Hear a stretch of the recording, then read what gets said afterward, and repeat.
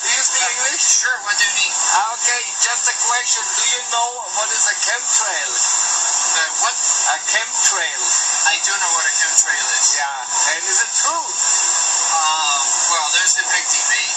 Making a condensation trail is very similar in many ways to when you go outside on a cold day and exhale, you create a condensation trail. That little cloud is a condensation trail.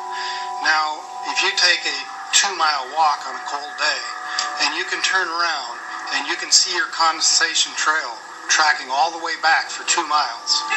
That's how crazy it is to think that what we're looking in the sky is actually condensation trails. The contrails, not the chemical, the contrails occur because of cold air, minus 30. It takes high altitude, around 30,000 feet plus.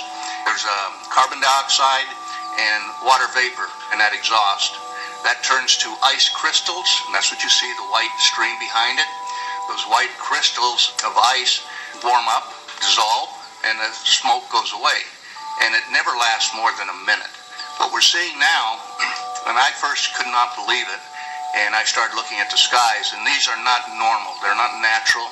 There's something going on, I don't know who it is or why they're doing it. All I can testify is it's not natural and it's not normal. We look into that and ask questions. They say, oh yeah, contrails. No, contrails are behind a jet. If you see a jet flying very high, the stripe, the condensed stripe behind it, that's normal. But in areas first observed where there's very little population, you see a jet airplane going, it's not only one, they have 4 condensed stripes behind them. They go this way, this way, this way, this way, and then this way, this way, this way, this way.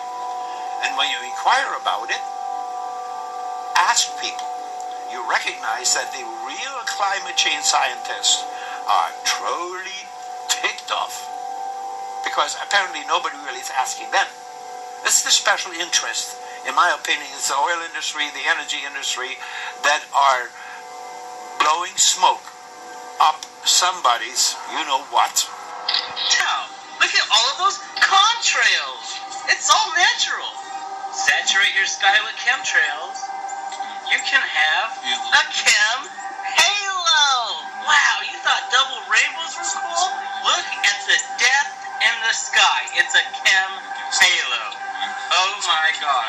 She has an amazing, fascinating story that we will share with you here today. Now, Kristen, can you tell us what branch of the military you were in and what you uncovered? Sure.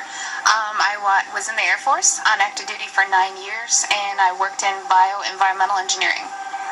And now, I know the issue came up with chemtrails. I know that's an extremely controversial issue. A lot of people are extremely divided on this issue, but you actually saw things from your experiences that kind of give it a little bit more validity than I actually saw ever before. Can you go into the details of exactly what you saw? Yeah, basically to summarize it, part of my job was to know everything that was going on in the military and what type of impact that might have on human health, and then the environmental aspects and impacts. What chemicals are we using? How are we disposing of it? Kind of cradle to grave. So we were the internal compliance people for following OSHA and EPA standards. One part of that process was to approve chemicals, hazardous materials. You know, what are you using? Why do you need it? Where's it being used? And tracking that disposal. After it being brought to my attention about chemtrails or geoengineering, I used to think it was crazy.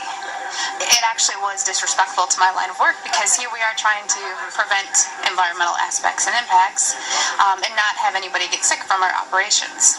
But in an attempt to debunk, it changed my life.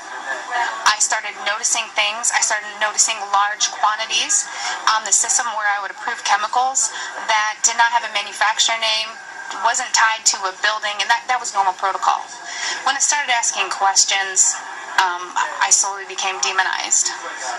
A couple years passed after that when I asked again and people realized I was kind of being more vocal about it on social media. I was starting to be thrown into a mental institution and have my daughter taken away.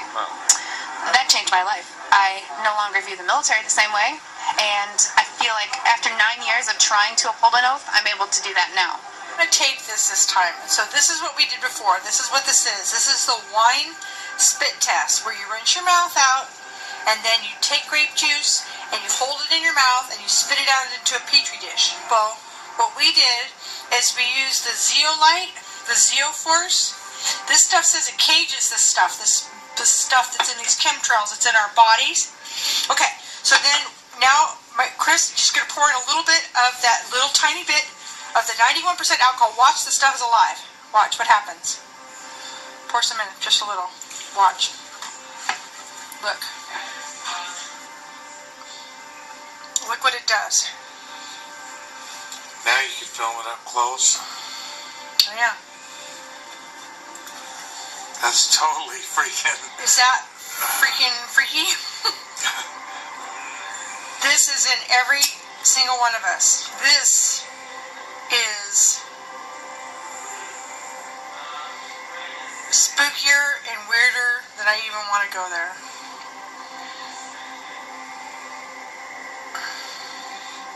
Look at it. It's starting to get the other stuff.